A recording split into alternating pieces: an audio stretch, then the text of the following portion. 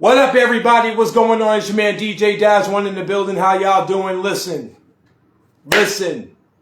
Season 2 starts right now. Season 2 starts right now. What a great time to be alive. I want to shout out each and everybody that's about to tune in and is already tuning in. We are in for a great treat today. We've got a legend in the building. Wow, there's so many accolades I could give this man, but you're going to hear about it in this conversation, in this vibe session that we're about to have. But before we get into that, I just want to thank each and every person that tuned into Season 1. Whenever you caught an interview, whether it was for 5 minutes or you heard the whole thing or you shared it with somebody or you watched it later, whether it was YouTube or Anchor or whatever it was, I want to thank y'all for giving me the love and support and putting this thing together. It's not easy running a podcast, especially when you're new to it and you're just going off of your instinct and your gut to try to provide the best quality service you can provide, all the while entertaining people and making it do what it do. So I just want to thank each and every last one of y'all for just being who y'all are, and we're gonna get this thing cracking because my guest is in the building. And without further ado, here we go, ladies and gentlemen. Here we go. Man, this is gonna be fun. This is gonna be a beautiful thing. Beautiful thing, beautiful thing, beautiful thing. Just waiting for my guest to come up, and then we can get this thing started. So I'm happy, man. Hope y'all are doing well wherever you at.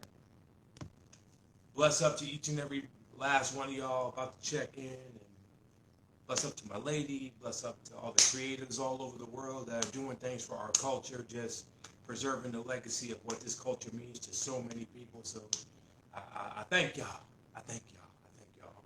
Round of applause for everybody. Let's do it. Yes, indeed. Yes, indeed. Yes, indeed.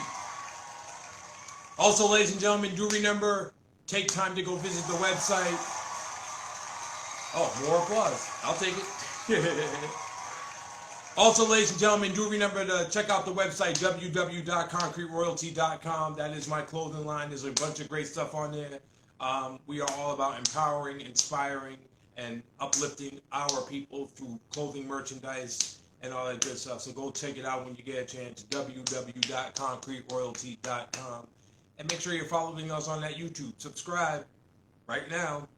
Talking to you. Subscribe right now. There you go. Word up. All right.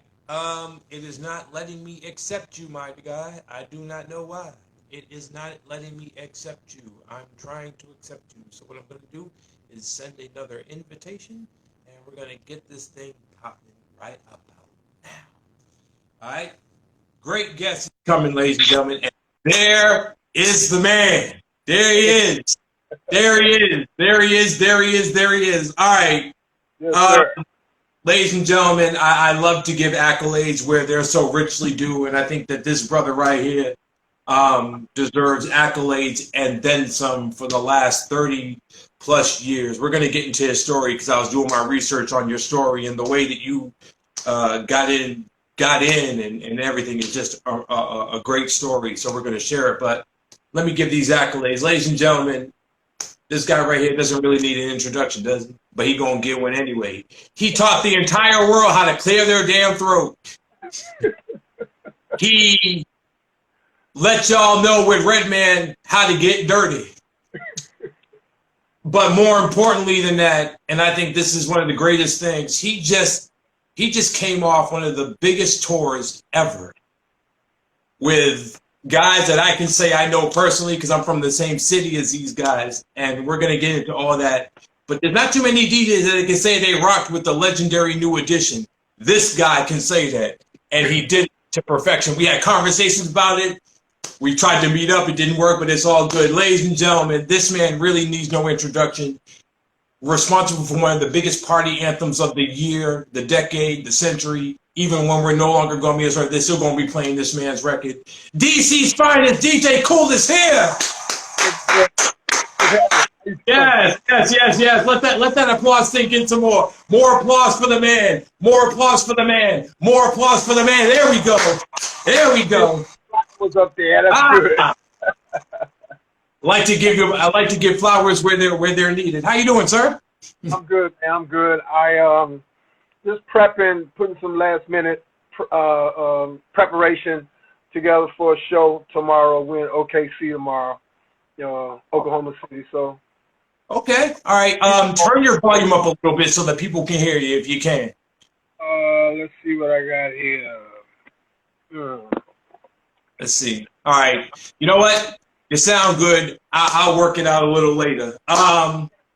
Okay. Now I got people calling me while I'm doing this interview. They just got to put that on hold. So, first of all, thank you for taking the time out of your busy schedule to join us. I know that you're just coming off the culture tour and everything. We're definitely going to get into that. But I want to take it back to the beginning. The year was 1976. I was 2 years old at this time. How did the origins of your name come about? Tell the people how DJ Kool first came to fruition. Through sports. I played a lot of sports coming up. I was a four-sport athlete, but my primary sports were basketball and baseball. Right. So the name came from basketball, and I guess it had a lot to do with the style of play that I had. I couldn't just come straight down the court. I had to go between my legs, behind my back. I had to a lot. So shout out to two guys that I played with during the CYO League. That was a Catholic youth organization. I guess you could say maybe junior high school age, I would say. Buzzo and Jody. And look at that cool-ass motherfucker coming down the court. That cool-ass motherfucker. So when I became a DJ, actually 1977 when I really started as a mobile DJ, I said, well, I guess I need a name. So I just used what they call me, and I spelled it with a K instead of a C, and there's your DJ Kool. Right. Okay. What was it about DJing back then in the DC area that elevated your interest to want to do this as a career or even as a hobby? But what was it about that made you say, you know what, I want to do that, and this is what I'm going to do about it? What was it about that made you say yes in the beginning? First and foremost, it was never a hobby, ever. Okay, ever. I stand corrected. Let's get some cheers for that too. Never was. Always wanted to use DJing as a stepping stone to becoming an artist. I tell people all the time, if it wasn't for hip hop, I would have probably wound up playing. Well, my dream was to play keyboards for Parlament Funkadelic. I wanted to play with Rey Royale, who, in my opinion, is the greatest keyboard player ever. That's just my opinion. All right. Amen. But my mentor, I got a few mentors in this game. The mentor that I've seen on a regular basis was a guy named Maniac McCloud. He was a club DJ. He worked at a club that used to be called The Room, which is a club that I wound up playing at around 1982. But there was another club I played at before then. But to make a long story short, at that time in the mid-'70s, and this is how far I go back with him, in my opinion, and probably a lot of other people's opinion, that was playing in the clubs here during that era, it was him, and then it was everybody else. Like he was the DJ's DJ as far as club DJs were concerned back then. Right. And so I studied him, I guess the way you could say that Kobe studied MJ. You know what I mean? Yeah. And that's pretty much how I kind of got started in this business. But I had two other mentors. People that I admired. I wouldn't say that they were mentors because I didn't get a chance to know them until years later. But Grandmaster Flash was my other DJ influence, I would say. And Melly Mel was my first influence as an MC. Good. Can't think of two better people than that. Shout out to both those icons, those legends that I don't think we would not be here if it weren't for what their contributions were in the early game when DJing wasn't as worldwide as it is now. So definitely want to thank those guys. You mentioned Maniac. You also, I'll do my research. Another guy that you did your first gig with by the name of Ashton Reeves. Ashton Reeves owned a company. It was a mobile DJ company called The Sound Service. Yeah. And I started with him in actually 1977. I worked with him from 77 till 79. I got approached by a guy named Keith Jefferson that was working at a club that used to be called the Paragon 2. And this was around 1979 when he approached me. And I guess he seen me out, you know, working with the Sound Service. And he was like, cool, you good enough to be working in clubs. He said, I'm getting ready to leave the Paragon. You need to come up there and get that job. So that's what I did. And I worked at Paragon 2 from 79 to 1982. Maniac McCloud told me that he was leaving the room and he was going to another club that I wound up playing at later on called the Ibex. All right, so he said, cool, go down to the room and get that job because I think you're the only DJ that's really suited for this particular audience down there. They had a very urban audience. And then people that was down there, they wanted to party. And I'm going to get into that a lot more in a moment. Right. But to make a long story just a little bit short, I went to the room, got that job, and I started there in 1982. Worked there from 82 to 86. I worked there 6 nights a week. Wow. Tuesday through Thursday and Sundays, I worked from 9 to 2. Fridays and Saturdays, I worked from 9 to 6 in the morning. I did that for 4 years. Back then we didn't have like opening DJs and closing DJs. If you worked at a club, like you worked there from opening to closing. Yeah. You know what I mean? So that's the way we did it back then. Interesting question I want to ask about that. Being that you did the club basically all week, every weekend, going into weekends, how important was it for you to keep up with the latest records, what came out? Because for those that are just now tuning in, if you're DJing now, you've got it a lot easier because record pools are around. You can join anywhere and get music for free, this, that, and third. But our time, we had to actually go to record stores and buy 12 inches, black labels, full lengths, 45s, and everything. How often did you spend in record stores purchasing the records that you needed? And how did you even know what records to play? Because sometimes, I don't know if you've done this, but I know I played parties where I'm thinking I'm doing a good job. I look up and it's dead crowd, dance floor is done. How do you keep up with the sounds that you needed to keep the party rocking as often as you did it? I don't know, man. I guess I just had a pretty decent ear, honestly. Right. You know what I mean? And just kind of keeping your ear to the street. I got to shout out one more person. May he rest in peace. That is responsible for me being DJ Kool in the form that I am. I would say the Honorable Chuck Brown. You know what I mean? So for me, like half of me is hip hop, the other half is go-go. You know what I mean? So I got to give him all thanks and all praise is due. But to answer your question, in a little bit more detail, I just kind of kept my ears to the streets. You know what I mean? And I also had, like, I don't know, we had record pools back then. You know what I mean? So you went to the record pool. We had a lot of independent record promoters that would come to the clubs with a handful of records. Here, cool, these are records that we got. And, you know, I get a chance to go through those. Yeah. And just shout out to all the folks down at Douglas Stereo and the Wiz and all Kent Mills and all them record stores back then when we had record stores, 12-inch dance records back then that we could go to. Shout out to Armand's in Philly. That's where I used to go get a lot of white labels at back in the day. Shout out to Mondawmin Mall. I forget the name of the record store, but I used to go out there and get a lot of Baltimore club music back in the day. So you know, we had the privilege of getting a chance to go to record stores and physically touch records. You know what I mean? I miss going to record stores because let's say if you went there and you didn't have enough money to get a particular joint, we would hide records, hide records in the bins, and come back and get them the next week. You know what I mean? Right. So I miss those days. I've been there. Yep. Yeah. Put them in a place where they don't know they are, or if you the people that work at the record store, they'll set those aside for you once they know that you're a valued customer. You come a lot. Hey, that's all the credentials of what a DJ is when you build relationships. Not mad at you.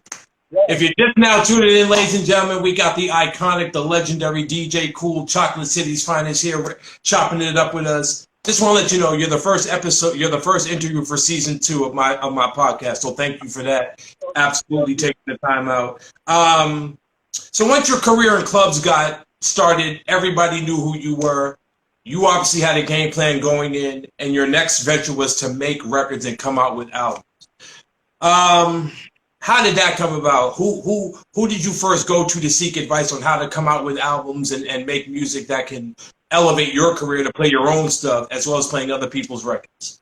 Actually, I didn't necessarily go to anybody. They actually came to me. Shout out and rest in peace to D. Berry. He was one of the independent record promoters that I spoke of a moment ago. They used to come to this club that I used to work at, once again, called The Room. Came down and he used to come every week. This particular week, he came down and said, "Luke, Kool, you ever thought about making records?" I was like, "Yes, this is exactly what I want to do. I'm using this DJing as a stepping stone to get there." He said, "Well, look, I want you to come in to the studio and do a mix on a record for me from a group." He had an R&B group. He had a couple of groups on his label. The label was called Creative Funk Music, CFM Records. And he wanted me to come in and do a mix on an R&B group that they had called 0 Hour. So while I'm in there helping them, work on the mix or helping the mix engineer work on, he's like, "Man, you ever thought about making records?" And I was like, "Yeah." So to make a long story short, I came in, he booked a session, I came in and I did my first single called The Music Ain't Loud Enough, which was, I came in the studio with a handful of records. Shout out to, what's my boy name that helped me? Well, I produced the record, but he actually was my first studio engineer. I can't call his name right now because this was 1986 that we're talking about. You know what I mean? Wow. So I'll circle back to that in a moment. But I had a handful of records. We had an Sonic emulator sampler, one of the first samplers that a lot of people were using back in the day. Mm-hmm. And I want a kick from this record. I want a snare from this record. I want this from this record. And chopping stuff up, and I'm arranging the whole thing. And already had the rhymes and everything in my head. I know how many bars that each verse needed to be, and I had the whole structure. Came in and did The Music Ain't Loud Enough. First record to come out of this area, hip-hop wise, to chart Billboard in 1986. It might have been the first one in my whole region. Wow. From to probably even the Carolinas. Nobody in Virginia was doing nothing in 86 in hip-hop. Nobody in North Carolina definitely wasn't doing nothing in 86 in hip-hop, or South Carolina. No, they weren't. No, they weren't. So 86. Sorry, I'm sorry. I didn't mean to cut you off. 86 was like the BDP, MC Shan, Juice Crew battle type of stuff. That was just in New York. So they weren't ready for the party anthems. Like nowadays, we got like the Wobble and the Cupid Shuffle and all these great records that played at weddings and stuff that will never go out of style. But I want to credit you as probably being one of the first to have anthems that still get played. Like, oh man. What's the record? I know I'm drawing a blank with names, but the one that you did, which took Naughty by Nature's Uptown Anthem, that's one of my favorites, bro.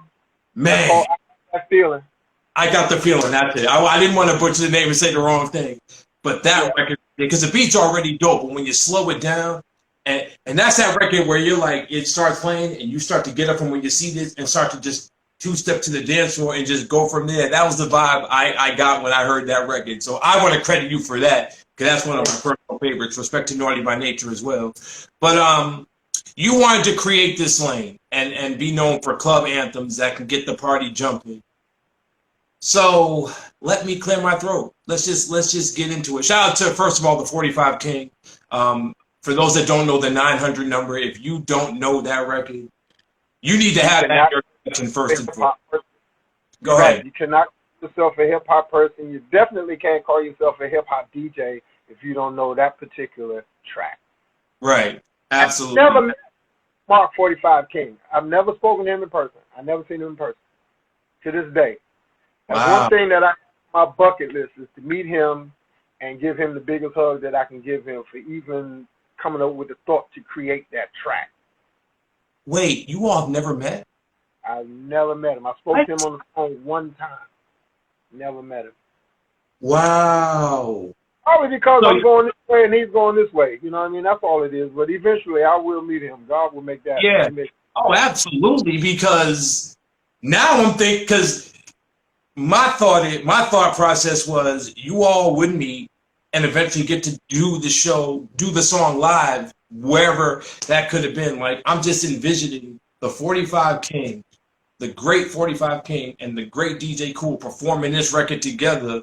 That, man, the crowds would go. I met him. But I Wow. will meet him one day. It's going to be the right time and the right place. I promise you that. Yeah, it definitely will happen. Ladies and gentlemen, if you're just now tuning in, we got the one and only DJ Kool chopping it up with us.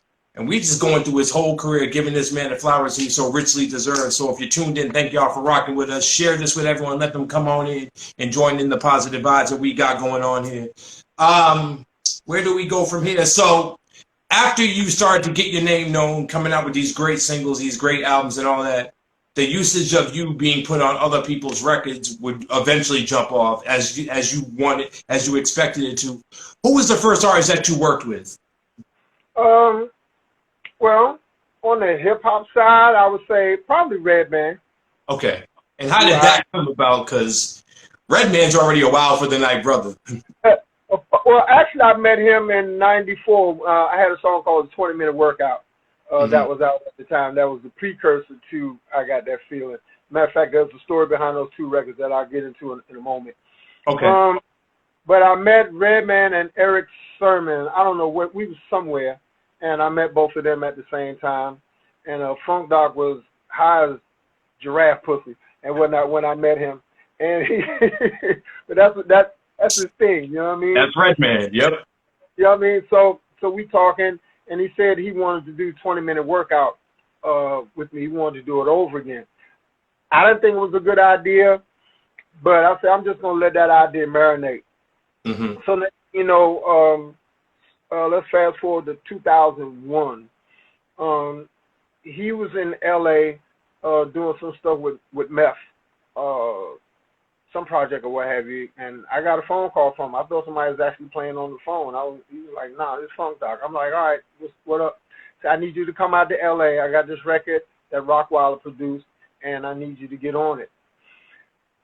I met him out there. We went to Westlake Studios, which is a very big studio, a historical studio, as a matter of fact, in LA. And to make a long story short, I said, all right, man, just press play. So I'm listening to this Rockwilder track, who, first of all, I'm a huge fan of Rockwilder, you know what I mean? So then he said, all right, every time you hear me say, let's get dirty, I want you to say something before and after. So I wrote something, went in, laid it down, and Eric Sermon was there as well. Shout out to Green Eye Bandit. And they was like, yeah, that's hot, that's hot. I was like, nah, that's warm. I said, I know what y'all want from me. So I went in and rewrote it. And, I guess the rest is history. You know what I mean? They were looking for that call and response thing from me.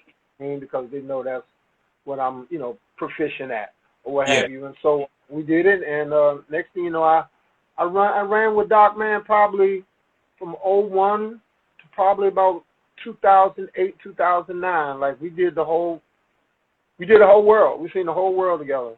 And to this day, I mean, I'm his Uncle Kool. That's the name he put on me, and there you go. And in the words of Redman, I'll be that. You know what I mean? Absolutely. When I first heard that song, and I was a Redman fan already, because What the Album to me would probably be one of the best debut hip hop albums from anybody in the 90s era. But when Let's Get Dirty came, because I was already starting to get into my DJ element, and I was like, what records were banging clubs? And as soon as I heard the introduction with the way you were speaking and everything, I'm like, you know what? Amazing record. And I was like, yeah, I got to add this to the list. So thank you, and to Redman as well, for just providing a record that will stand the test of time if it hasn't already. He's incredible. Ladies and gentlemen, if you just now... Oh, go ahead. No, I was about to say he's an incredible artist first and foremost, but he's just an incredible person across the board. You know what I mean? Yeah. Like, a lot of people just think, he just be all the time and all that, but no, that's not true. He has a lot of sober moments, and he can actually throw a lot of very teachable moments at you, believe it or not. Yeah. Redman is very wise beyond his years. Very wise, very wise. I'm learning that from people like him that know the business, because you could be talented and creative and have the top 10 hit, but if you don't know the business, I've seen what it can do to a lot of people, and I hope I don't end up like that. But shout out to Redman for being successful, not only relevant to still sell out an arena, but just to know that he won't just walk into any situation without making sure the papers are correct. It's got to be correct, most definitely. And I'm sure you will agree, because the papers have been correct for you because of what you just did, and we're going to get into that. The Culture Tour. How did you get approached for the Culture Tour? Shout out to my management, Walt Reader Jr. from Big Block Entertainment, who I've been a client of his for going on close to 30 years now. And to make a long story short, he gave me a call the night before the tour took off and told me, you need to pack your bags because you're on the tour. I asked him how many dates was I going to be doing. He said, you're doing all 30. I said, am I leaving? He said, you're leaving in the morning. I got to Atlanta Wednesday afternoon, and Wednesday night we did the first show in Columbus, Georgia, and I guess the rest, 30 shows later, the rest is history. So shout out to Brooke Payne and Mike Bivens from New Edition. Shout out to the whole New Edition crew, first and foremost. The whole production staff. Shout out to the BPC, the Black Promoters Collective, for giving me the opportunity, along with my management, Walt Reader Jr. from Big Block, who is a part of the BPC. And I just want everybody to keep their eyes on the BPC, because they got a lot of big things coming. Yeah. Show-wise, a lot of big things. Oh, absolutely. I think the Joe and Maxwell and Anthony Hamilton tour is still going on, I think. It's over, but be on the lookout for Mary J. Blige coming this fall. Yep, Mary J. Blige tour is coming this fall. They're working on a few other things. Shout out to everybody in Uncle Charlie Wilson's camp. Had a great time with them, all the production staff, all the dancers, everybody, the whole band. Shout out to everybody in Jodeci's camp. Like, I found out that myself and KC are cousins on my mother's side. Really? Yeah, wow. Yeah. Now, did you know that going in, or you just came across that while you all were on the tour? Well, kind of, sort of. My some of my cousins on my mother's side used to tell me little things, and I'd be like, whatever. But then me and him got to talking, and my cousin throwing me names to throw at KC, and KC was like, yeah, that's such and such and such and such and such. Let me get Mama on the phone, blah, blah, blah, blah, blah. Yeah, such and such and such. So he's probably, I would say, by his age, I would say he's at least second cousin on my mother's side. That's crazy. Small world we live in, man. That's crazy. Ladies and gentlemen, from North Carolina, so yeah. Ladies and gentlemen, if you're just now tuning in, we got the iconic DJ Kool in the building with us, chopping it up. Quick DJ question for you, and I'm sure you probably get this question a lot. What are your top 10 records that you ultimately have to play at a function? Don't say your records. No, I wouldn't do that at all. Okay. That's just so cliche, but not to disrespect. I don't know, man. I can't answer that question because it varies. It varies. You gotta play certain R&B classics. Well, okay. Well, let's put it this way. I rock for the 40+ crowd, and really, for real, my crowd is 45 to 65. Like, for real, like, that's pretty much what I was looking at on a nightly basis when I was out on the tour. Yeah. Maybe 40 to 65 that was out there on the tour. Right. So you got to play certain classics. You got to play your Frankie Beverly's. You got to play, you got to play your Flashlights. You got to play your Encores. You got to play, all of those classics. But I got a chance to play a lot of, especially when I went to Atlanta, got a chance to play a lot of crunk music in Atlanta. One of the things that I got a chance to do that I always wanted to do was when I got to Chicago. Shout out to all my folks out there in Chi-Town. I always wanted to play real Chicago house music in Chicago, like classic house music. And I got a chance to do that, and I got a great response. And then somebody in the crowd said, "What's up with the percolator?" I was like, "What? You want to go there? Let me shift gears, and let's take it to Baltimore and do this Baltimore club thing." And the whole arena went nuts. You know what I mean? I always wanted to play classic West Coast music on the West Coast. So shout out to Big Boy and all the people that was out there in the, what is the arena? What are they calling the arena now that the Lakers play in? I know it used to be the Forum. Is it still Forum? Probably owned by somebody. Staples Center. It might be Staples Center now. I don't know. I guess somebody else owns it now. But let's, for lack of a better name, let's say the Staples Center. I got a chance to play like classic West Coast music, like real West Coast music, like Mac Dre and people like that a lot of East Coast people wouldn't be into. You know what I mean? On the West Coast, and getting props from West Coast. Like shout out to Big Boy. You know what I mean? He like, "Boy, you playing West Coast music. Probably better than some of these West Coast dudes out here play." I said, "Well, I've been out here, man." Shout out to Purple Pam, you know, the legend from Oakland. You know what I mean? May she rest in peace. I rocked many parties with her back in the day. So I got a chance to check my bucket list off a few times. You know what I mean? While I was on the tour musically. You know what I mean? Someone in the comments said it's the Crypto.com Arena in LA.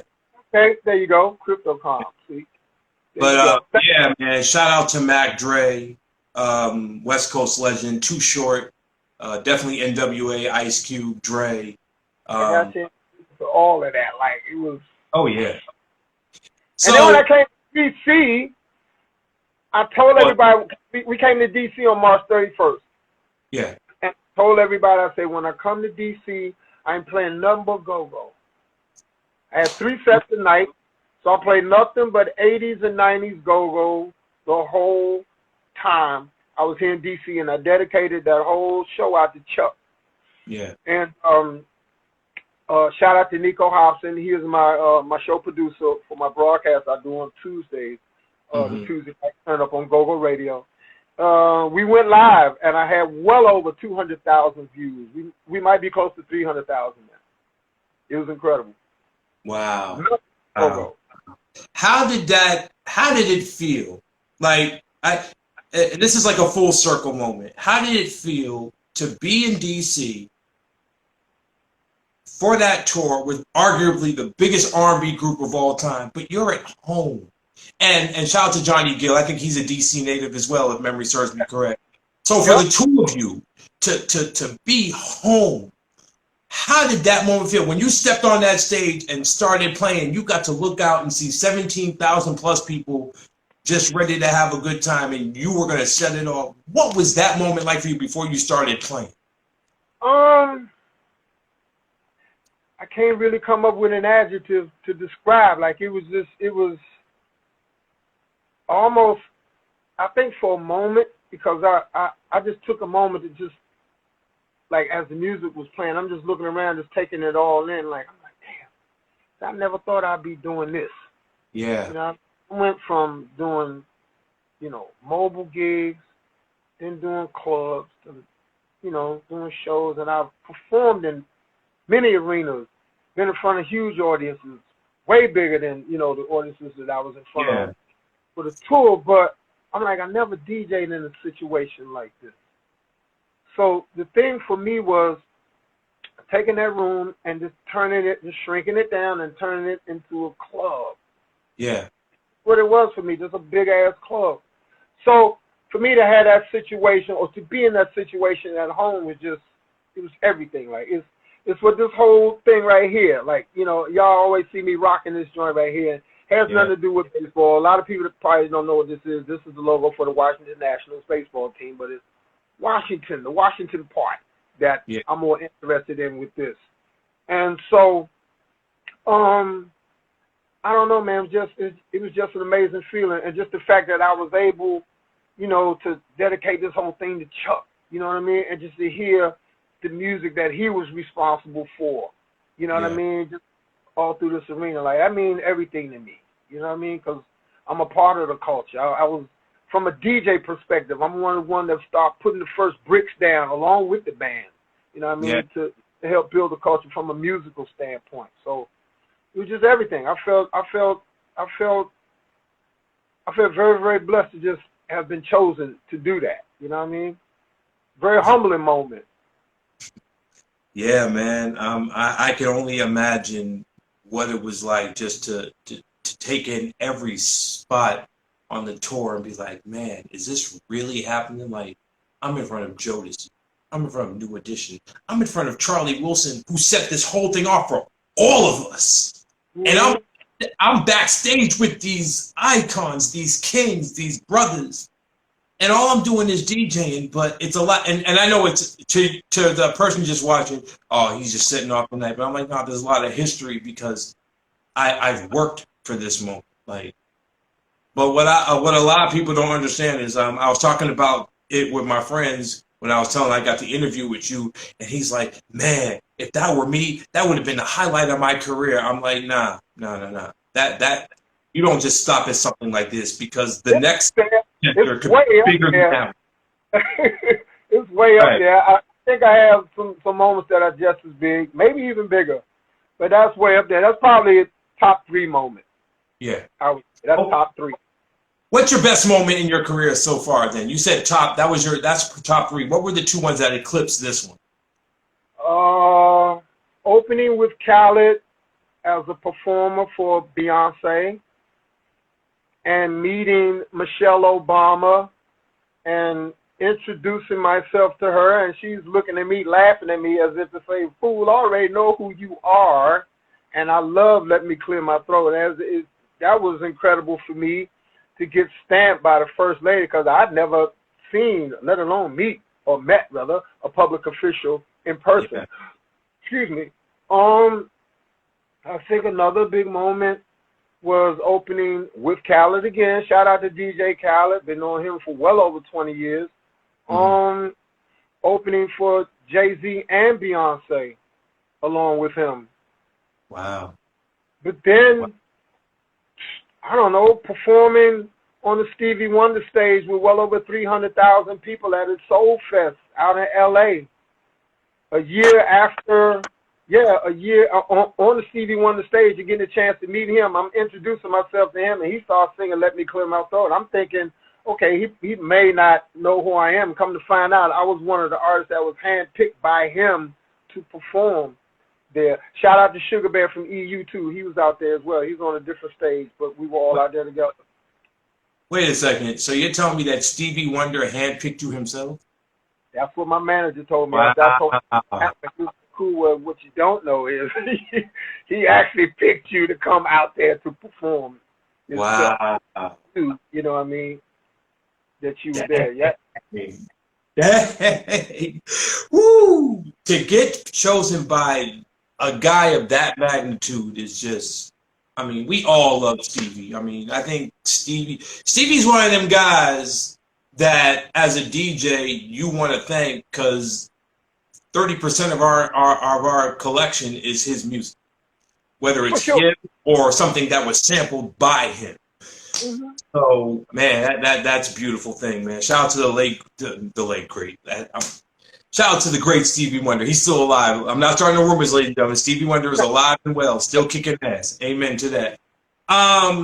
When you look back at everything you've done up until this point, and we had the pleasure of playing together in Boston. I should have kicked off with that. We met in Boston when I was still living there, and we played at this place called The Good Life. Shout out to that.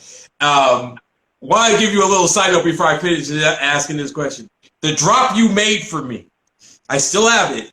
Actually, I'm gonna play this drop that you made for me real fast. I want to see if you remember it, but I played this drop for a lot of people, and the first thing they say is, "Yo, you think you can get one for me? I need something like that." I'm like, I can't really promise because he did it like on the fly. Do you remember this? Hold on. Then Legendary DJ Kool, and when I'm in Boston, I don't listen to nobody but DJ One. Goddamn this, that's what's up. I play that for so many people, and the first thing they say is, yo, can I get that? I need a drop like that. And I'm like, here's how you get a drop from someone like him. If you get a gig with him, ask him after the gig is over. Most likely he'll say yes if he can, or maybe not. I just went up to him and was like, yo, it was an honor playing with you. Do you mind? And he was like, of course not. And we exchanged numbers and we've been talking ever since. So I want to thank you for not being one of those cocky celebrity-like DJs that feel he's too good to work with the common person still trying to come up and make a name for himself. Because there's so many DJs that I met that wouldn't even give me the time of day. And I'm glad that you were not one of those. So salute to you for just being open, being friendly, being humble. And because, you know, you're a legend. You could pretty much got the key to any city.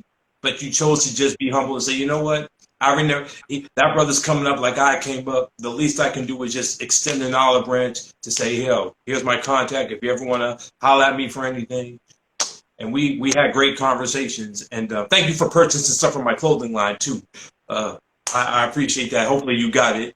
I would hope you will be wearing it right now, but that's okay. It's all good. So back to my question. So back to my question. When you look back at your entire career up until this point, and I know you're not done. You got a long way to go, and great things are going to be in line for you. Do you have any regrets? No, not at all. I use everything as learning experiences. You know, the good, the bad, and the ugly. You know what I mean? Yeah. They're all learning experiences. So no, I don't have any regrets at all. Right. I think, if anything, I kind of wish that certain moves would have been made with me early on in my career.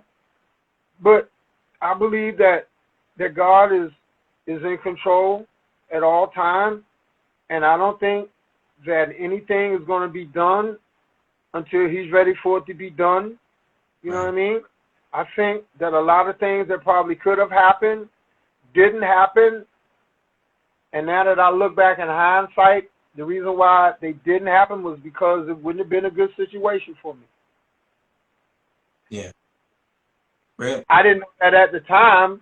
You know what I mean? I was excited. I was like, dang, man, I could have been on this label. I could have been on that label. But those things did not happen. And now that I look back at it, all these situations that I'm not going to get into, but all of these situations did not happen because it wouldn't have played out good for me. Mm-hmm. You know what I mean? Right. Now, a lot of people see me and they be like, oh, so that's him right there. I get a lot of that, but I understand why. It's because I've been severely undermarketed and under-promoted as an artist. And I know why. You know what I mean? I've only been signed to 2 independent labels. So I was able to make, I guess, my records are bigger than me. You know what I mean? Every record that I put out from 86 all the way up to 96 was on the chart, somewhere on the Billboard chart. You know what I mean? So thank God for that. But these labels did not have the budget that it takes to market and promote an artist. So I tell people all the time, if you put 100 people in a room and say, who is DJ Kool? 100 of them, with 100% of those people, would know the song "Let Me Clear My Throat," more than likely. Yeah. I would say maybe 50%, 50 to 75% of those folks would know the name or the artist name that is attached to that particular song. Mm-hmm. In my opinion, I would say 25% of those people would know my face. And it's not a problem with me because I kind of look at it as a gift and a curse. Mm-hmm. You know what I mean?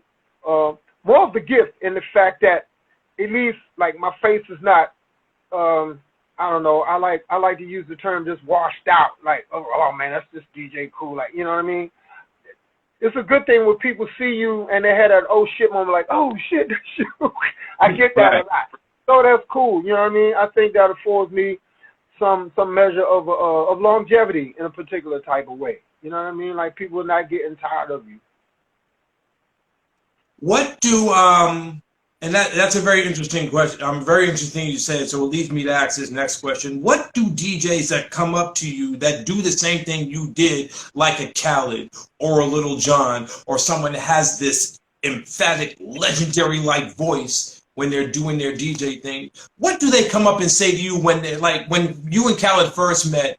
What were some of the things he may have said to you, because you've opened the doors for people like him to do the stuff that he's doing, and Little John and maybe other DJs as well? What flowers do they give you? What have you heard? I can remember one time when I called myself introducing myself to DJ Khaled. This was some years back. Mm-hmm. And he looking at me like I'm crazy. So I guess he just said, well, let me let him finish talking, then I'm going to go ahead and tell him like what I'm thinking about. He's like, cool, man. He said, first of all, he said, I met you almost 20 years ago. He said, I drove you around when you first came to Miami working with Luke. He said, I was your driver. And I thought about it. Damn, I said, yeah. I said, because I was in the studio with you. You know, Khaled used to work at a pirate radio station, or maybe a couple of them when he was in Miami coming up. You know what I mean? And I thought about that. I was like, well, damn. I say, you're right. Now, I don't remember him driving me around, but if he said it, then evidently it happened. You know what I mean? Because of all things to say, you know what I mean? Why we say something like that? Mm-hmm. So he told me that I was a very big influence on him as far as, you know, what he does, the way that he does it and everything. And I'm like, damn, it's like you never know who's watching. I've never had this particular conversation with Lil Jon, but other people say that they've had this conversation with him. And I know Lil Jon seen me early on because I've been to Atlanta before he was making records and whatnot. You know what I mean? Once again, me and him haven't had that conversation yet, but once again, I hear other people saying that, you know, they've heard the thing. And so all of these people, even when I met Fat Man Scoop, who is just, that's my heart right there. He really, really is. He told me, he said, man, when I first heard Let Me Clear My Throat, I was in the tunnel with Big Cap, you know, rest in peace. Big Cap was playing Clear My Throat at the tunnel. Yeah. And he said, Big Cap, he thought that it was Big Cap on the mic when he went to the booth, but Big Cap had his back turned. So he was like, what the hell is that? He said, man, you ain't never heard of DJ Kool out of D.C.? He was like, wow. So he's like, you know, I've been MCing and whatnot, you know, in these clubs, but I didn't know you could make records doing that. Right. Wow. So he said after him and Crooklyn Clan got together, the Crooklyn Clan dudes told me, say, boy, you're responsible for these AV8 records. We used to sample your voice to make these records, and I never knew this stuff. You know what I mean? I'm like, what? So when people tell me things like that, it's very humbling. I can't even believe stuff like that because, you know, I'm just thinking, well, I'm just out here doing what I do. You know what I mean? I don't know who's really paying attention like that. You know what I mean? But when people tell you those stories, man, it's like you just got to thank God. You know what I mean? That he chose me to be the vessel. You know what I mean? To use this gift, you know, through. You know what I'm saying? Yeah. I don't, you know, it's not me. It's God. I really am just a physical vessel, you know what I mean, that he's using. That's just how I feel about it. Shout out to a few people that I see in this chat room. Shout out to Teddy Carpenter. Shout out to David Blanco. There's just some of the few people that I see that's up in here. Shout out to Jeeves. Mm-hmm. Yeah, you know what I mean. So yeah. I'm hearing you speak right now, and it's you're getting emotional, which is a good thing. But I hear a lot of faith talk. You sound like you are a very spiritual person. Is that safe to assume? Okay. Yeah, that's a fact. Absolutely. You can't do nothing without him. I'm more spiritual than religious. Mm-hmm. I understand religion, but I understand religion is a man-made thing. You know what I mean? And we're not going to get too deep into that. But I promise you, I know who the Creator is. I speak to him every day, and I thank him every day for every day. You know what I mean? I feel like it's mandatory for me to start my day thanking him for the day. Right. I mean, boom, we just lost Kevin Samuels, man. You know what I'm saying? Rest in peace. Like, he just up and left. He just up and transitioned. You know what I mean? And nobody couldn't have called that. Now they say he has some underlying health conditions that he's been dealing with for some years, but from what I hear, the reason for his passing didn't have anything to do with that. It was something else. You don't know when he's gonna call you home. Yeah. You know what I'm saying? So you gotta humble yourself. You know, I think, and you just gotta be thankful. You gotta be thankful. That's just me though. I can't. You know what I mean? Nah, speak on it, because I do. I mean, none of us are promised tomorrow. I mean, the success and the fame, and you're not even doing it for the fame or the success. You just had a dream and you just stuck it out, and this is where you are. But it can be quickly taken away just like that. Like that. Like that. And a lot of people really don't understand it. Like I tell a lot of young people that want to get into this business, whether they want to be MCs, singers, DJs, club promoters, whatever it is, establish your name early, be humble and be nice to everyone, and never ever settle for second. Don't settle for less, because the minute that and this is the thing, it's like I've been doing it for now 25 years maybe. I'm still hungry as if I just started, because I'm not content with where I'm at when I know that there's so much more that can be done. And my lady and I were talking about this yesterday on the way home. There's a lot of DJs here in the Kansas City area that are been doing it for 15, 16, 17, whatever years, and they're content with where they're at. I'm like, I want to do more. One of my heroes is Jazzy Jeff, and I'm pretty sure he's probably one of your heroes as well. Incredible. And the way Jeff moves is like, you don't see the 30-year veteran. You see a guy that acts like he's just been doing it for a week and wants to play everywhere. And he puts in the work. Man, He's a beautiful person. He's probably one of the most beautiful people that I've met in this industry. And I feel like I've met a lot of them. Jazzy Jeff is just what you would call a class act. Like, he is a consummate professional. Yeah. You know what I mean? He is a student of the game. Like, he is a real, just a student of the game. If you really want to sit down and talk DJing or talk hip hop or just music in general, that's one of the cats you want to sit down and have a conversation with.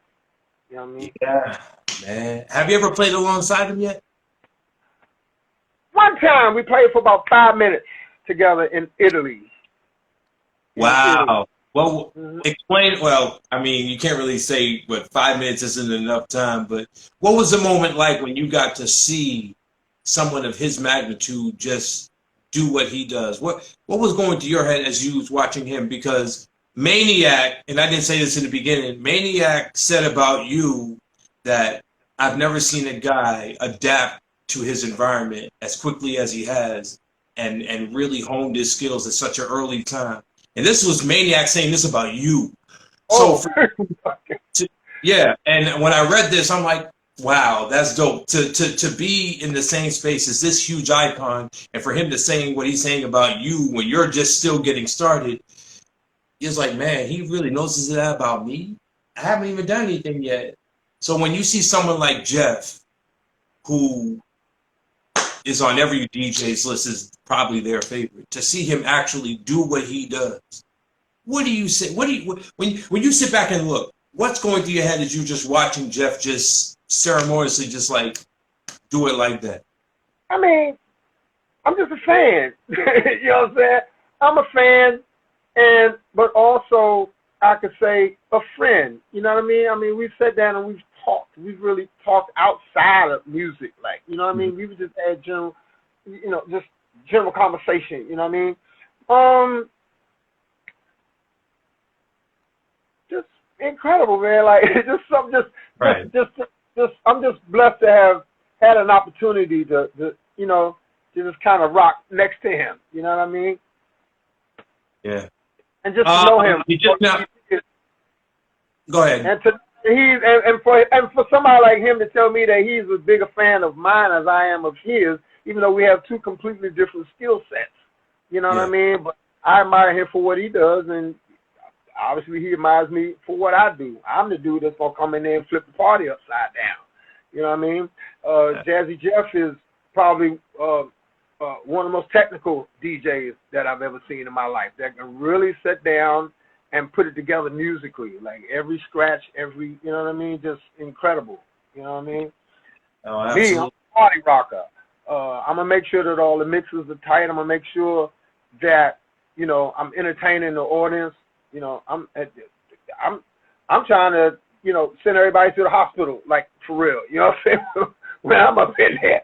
You know what I mean? So, once again, I don't know, I'm just a huge fan of his. But there's a lot of cats. Yeah. He tried to send everybody to the hospital. And I tell everybody, please, if you're coming to rock with me, man, and I'm DJing somewhere, make sure you got your health insurance paid up, because we going in. I'm up here. My whole mindset is, look, this is the last party. Like, this is it. Yeah. And for all you, that could be it for somebody in there on. You don't know. Just like we were speaking about a moment ago. You know what I'm saying? So I want to make sure that everybody in there living their best life. Yeah. Yeah. Yeah. I couldn't have said it. All DJs should think like that, for real. Like, if you're really into it like that. Yeah. You know what I mean? Yeah. I totally agree. I think that this culture of ours, from the people that paved the way, the Grandmaster Flashes, the Melly Mells, the JMJs, the Terminator X's. We could name so many great names. Rest in peace to Jam Master Jay.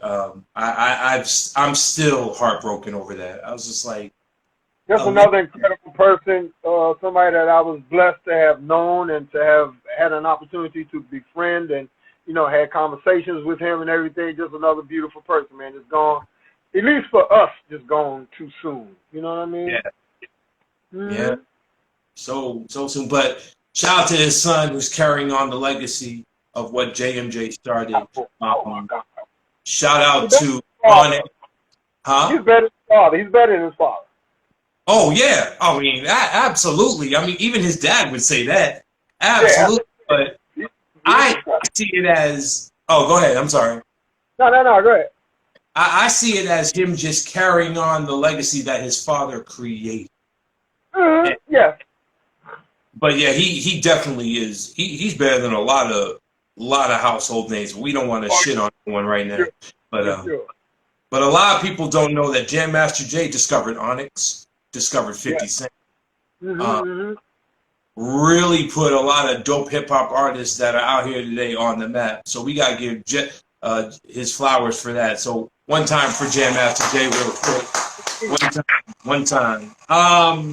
As we wind down this interview, when it's all said and done, and you know you did your last event, if you're going to even do more music, which I hope you will, it'd be cool to hear some new DJ Kool music. But when it's all said and done, what do you want to be? What is your legacy going to be when it's all said and done? I just want everybody to know that I gave them my all. I mean, my all. You know what I mean? I want everybody to know that I did whatever I could to put on for my city and represent my city. You know what I mean? I don't know, man. I mean, I guess that's it. Right. I want everybody to know that I just want everybody to win. You know what I mean? I don't have a hating bone in my body. That don't even make sense to me. Like, what can I get, you know what I mean, hating on you? That mathematically, like theoretically, none of that. That don't even make sense.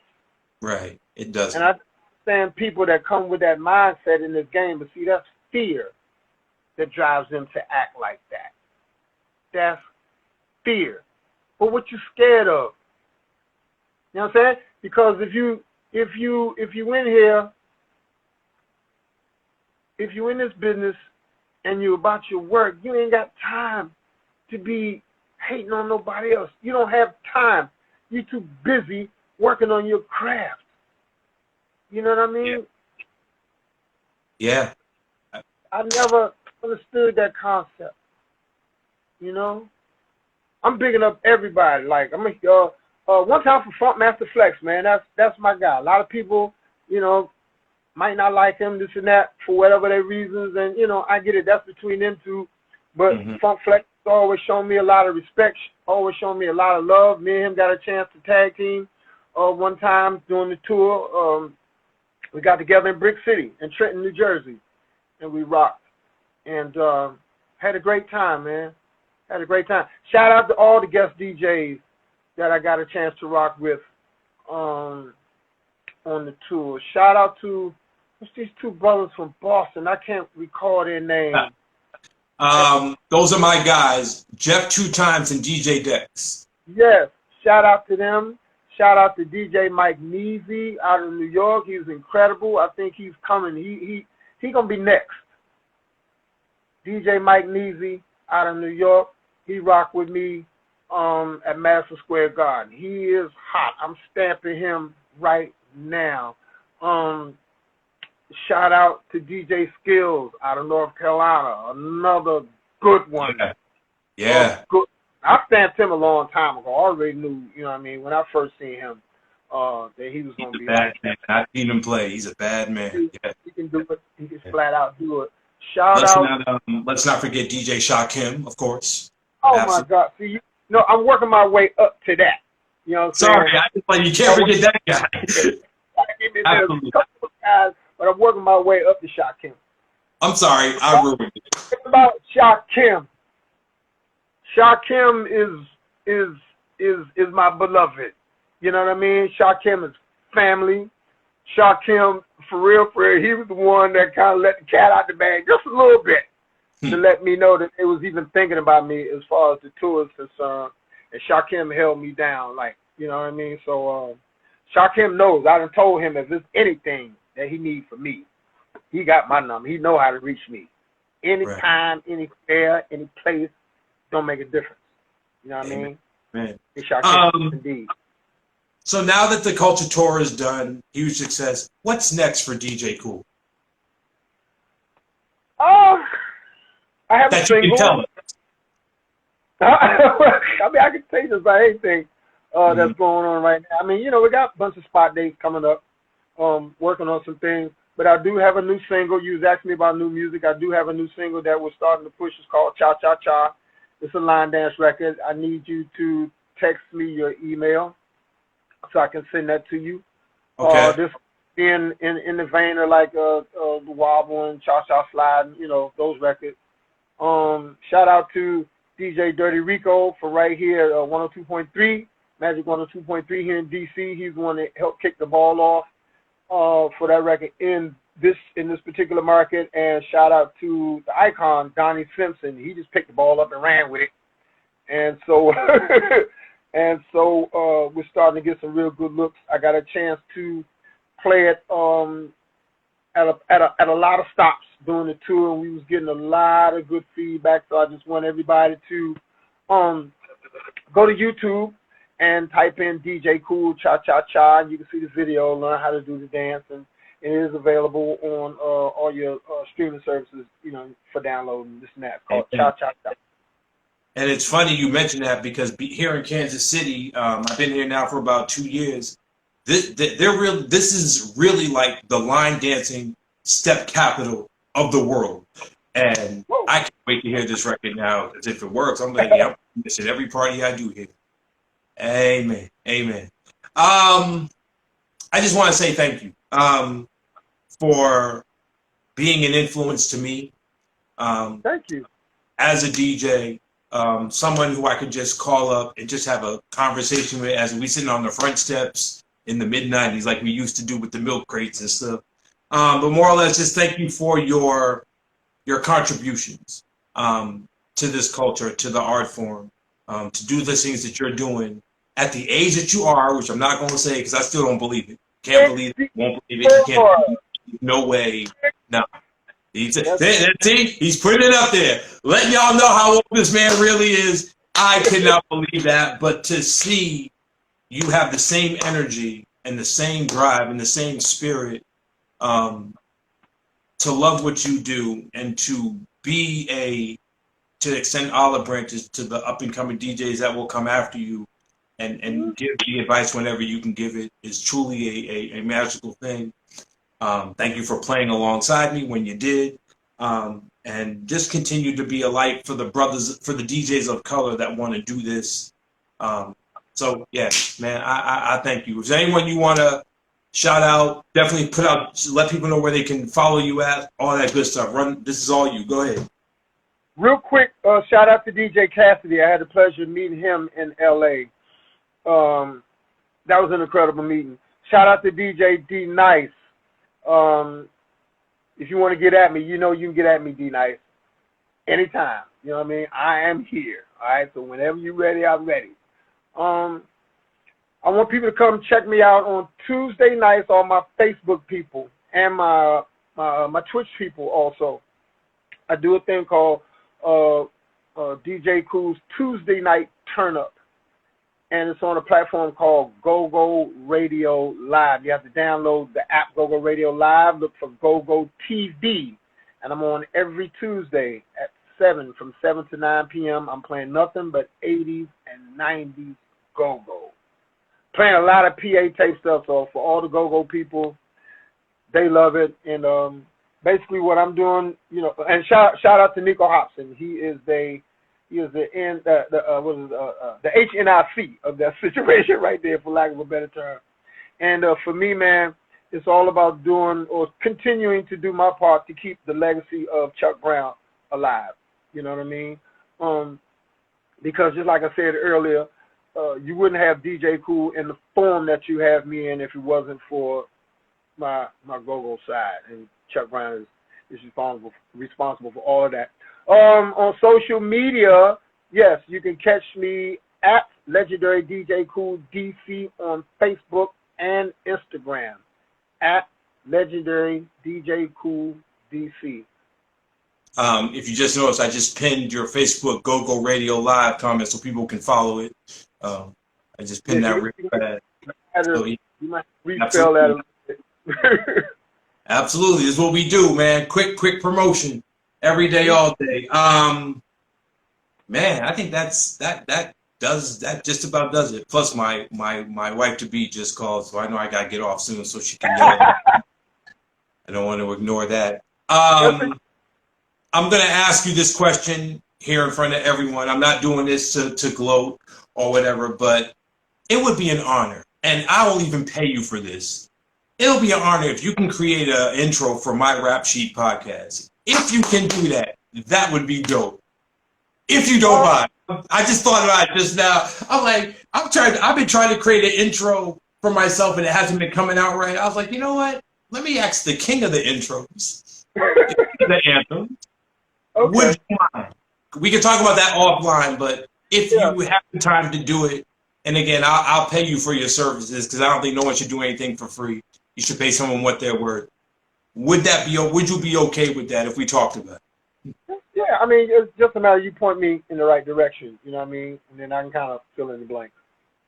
Awesome. Okay. Oh, shoot, I'm going to have shoot.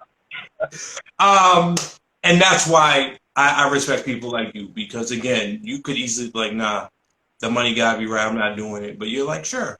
Why not? Any chance that I could be heard and help another brother out, that's the beautiful thing about your spirit. And so I thank you for that. Ladies and gentlemen, season 2 Rap Sheet Podcast episode 1 is in the books. I want to thank this brother right here, the one and only Legendary DJ Kool, and we're gonna give him some applause real quick because he deserves that. So here we go. Give it to him, ladies and gentlemen. Give it to him right there, right there, right there. Why is my sound not coming on? Oh man, there we go. There we go. Yes. Thank you very much, my brother, for taking the time out to spend with us. We look forward to all your stuff. I'll give you the email so I can hear the new record. Say the record again. It's called the what? Cha Cha Cha. Cha Cha Cha, ladies and gentlemen. Brand new DJ Kool music for 2022. You mentioned Mary J. Blige earlier. Are you going to be a part of that? No. I think that's going to be an all-female-driven tour, if I'm not mistaken. So once again, that is happening because of the BPC, which is the Black Promoters Collective. All right, I want y'all to get behind that movement. Yeah. You got to give me their info because I want to reach out to them and get them on here. They need to have their flowers for what they've already done. So if you can reach out to them for me, I'd love to have an interview with that collective of people, definitely. So probably do is get in contact with my manager, with Walt Reader Jr., because he's a part of it and everything, and then maybe he can pull all of them together. Okay. And yeah, I think people need to hear about them. Yeah. They coming out of the box real strong. Like that, out of the top 10 tours in the United States, I know there was number 5 out of the top 10. Yeah. Last time I saw it was number 5.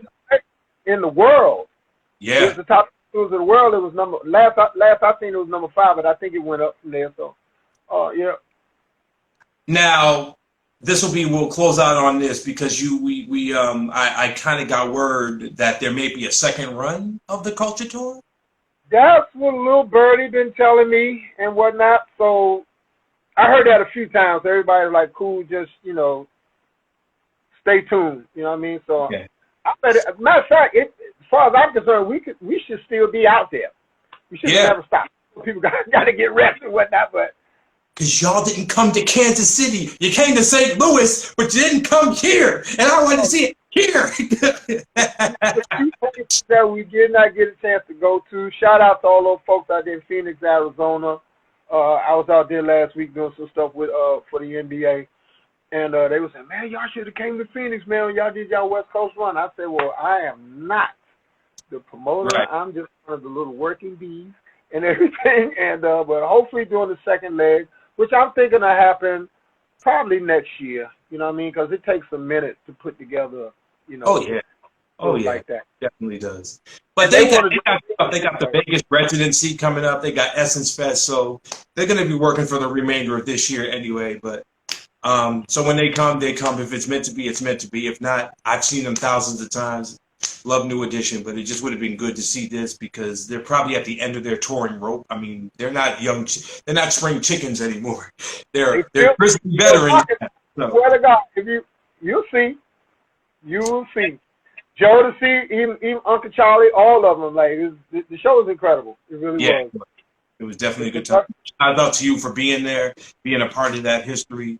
And again, thank you for taking the time out to rock with us. This is DJ Kool, a.k.a. Mr. Let Me Clear My Throat, DC's finest, and god dang it, one of the most humble DJs I think I've ever met that doesn't come off as a celebrity. He's just like your big brother, plain and simple. So I thank you wholeheartedly for taking the time out to rock with us. Anyone you want to shout out before we go? All you. Nah, the whole DMV, you know what I mean, and all the people that have been supporting me all over the world all these years, you know what I mean? God bless each and every one of you. There you have it, ladies and gentlemen. Thank y'all for tuning in. Tune in again next week. I've got the one and only rapper Big Pooh, one half a little brother, joining us. That should be exciting times. He's got an EP on the verge of being released, and we're gonna chop it up with that brother. I think he's part of one of the biggest rap duos in the world, and I love Little Brother, so I can't wait to chop it up with him. But DJ Kool set off these two lovely. Shout out to Ninth Wonder. Shout out to Rhapsody.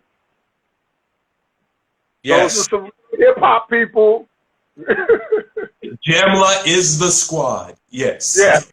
Absolutely. Absolutely. My brother, thank you so much for taking the time out. Go get some food, relax, enjoy your weekend. Happy Cinco de Mayo. Hopefully you celebrated safe and didn't get too drunk, because I did. I don't drink at all, but I don't even celebrate Cinco de Mayo. I'm black. So there you go. Boom. That's for those folks. I'm, hey. Boom.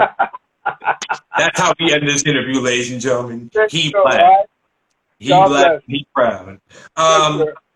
Thank you, sir. Once again, Rap Sheet Podcast, ladies and gentlemen, Season 2, Episode 1 is in the books. Thank y'all for tuning in. Make sure you follow us, subscribe to the YouTube page. All that's in my profile. And, yeah, man, help a brother get his viewers up and enjoy the good quality content that I bring you. Thank you, DJ Kool. It's been a pleasure, and you have a wonderful evening. Peace. All right, y'all.